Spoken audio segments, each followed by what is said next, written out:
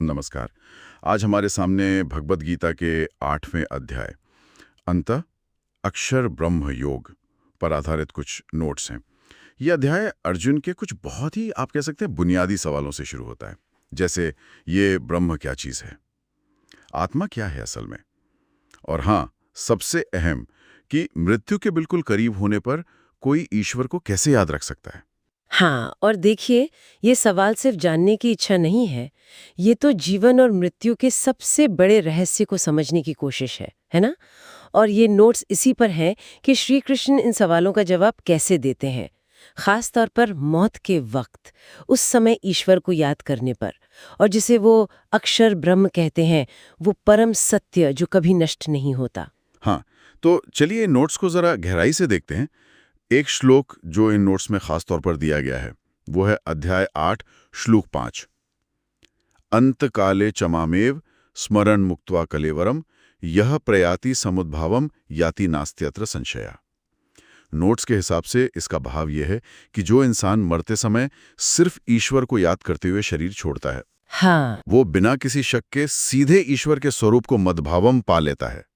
ये बात तो मतलब सोचने पे मजबूर करती है। क्या जिंदगी का सारा खेल बस उस आखिरी पल की चेतना का है? ये बहुत बहुत ही शक्तिशाली बात है।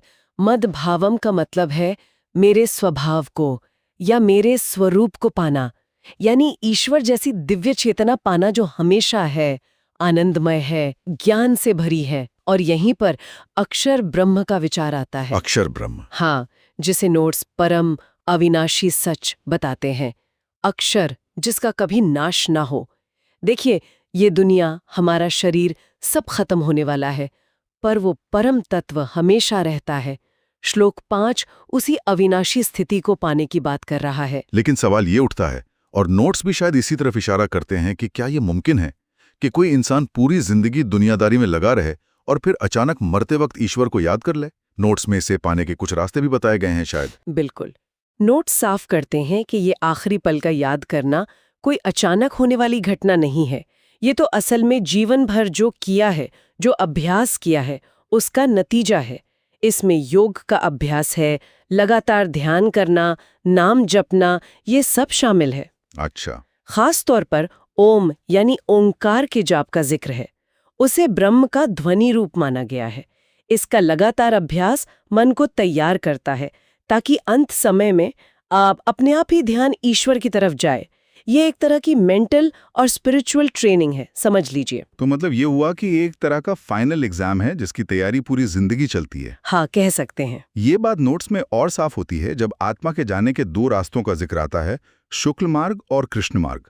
ये क्या है, जरा समझाएंगी? हाँ, नोट्स बताते हैं कि मरने के बाद आत्मा की गति दो तरह की हो सकती है। एक है शुक्ल मार्ग, यानी रोशनी का रास्ता। ये उन ज्ञानियों और योगियों के लिए है जिन्होंने जीवन भर बिना फल की इच्छा के कर्म और भक्ति की।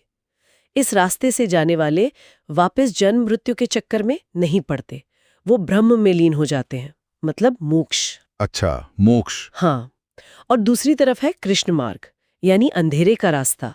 ये उन लोगों के लिए है जो इच्छाओं के साथ कर्म करते हैं, संसारिक चीजों में बंधे रहते हैं। वो स्वर्ग वगैरह के सुख भोगते हैं, लेकिन पुण्य खत्म होने पर वापस धरती पर जन्म लेते हैं। ओह, तो नोट्स के हिसाब से ऐसा लगता है कि हमारे मरने के समय की सोच, हमारी चेतना और हमने जिंदगी कैसे जी, वही तय करता है कि हम उजाले के रास्ते पर जाएंगे या अंधेरे के। बिल्कुल। ये तो जिंदगी जीने के तरीके पर एक बहुत बड़ी जिम्मेदारी डालता है ना?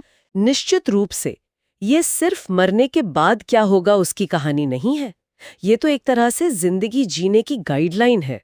नोट्स का निचोड़ यही है कि अगर मंजिल उस परम अक्षर ब्रह्म को पाना है, तो जीवन भी वैसा ही बनाना होगा। भक्ति से, ध्यान से, योग से और अपने कर्मों को लेकर सजग रहकर। अंत समय की याद इसी साधना का क्लाइमैक्स है। तो अगर हम इन नोट से जो समझा उसे संक्षेप में कहें, तो भगवद गीता का 8वां अध्याय अर्जुन के सवालों के जवाब में मृत्यु के पल की अहमियत बताता है। हाँ, अक्षर ब्रह्म यानी उस अविनाशी परम सत्य के बारे में बताता है, और उसे पाने के तरीके जैसे योग, ध्यान और ओम का जाप, इन पर जोर देता है। सही। और साथ ही जिंदगी की दिशा के हिसाब से मरने के बाद आत्मा के दो रास्ते, शुक्ल और कृष्ण, जी। उनका भी वर्णन करता है। और देखिए, ध्यान देने वाली बात यह है कि ये सब चीजें आपस में कितनी गहराई से जुड़ी हुई हैं। जीवन भर का अभ्यास यानी योग ध्यान, वो हमारे अंत समय की मानसिक स्थिति तय करता है। हाँ। वो वही स्थिति फिर हमारी आगे की यात्रा तय करती है, शुक्ल मार्ग या कृष्ण मार्ग। और इन सब का अंतिम लक्ष्य है अक्षर ब्रह्म में स्थित हो जाना। तो ये दर्शन सिर्फ परलोक का नहीं है, बल्कि इसी जीवन को सही ढंग से जीने का एक प्रैक्टिकल तरीका भी दिखाता है। बिल्कुल। आखिर में एक विचार जो मेरी मन में आ रहा है, नोट्स बार बार अंतकाल में स्मरण यानी याद करने पर जोर देते हैं। ये हमें इस बारे में क्या सोचने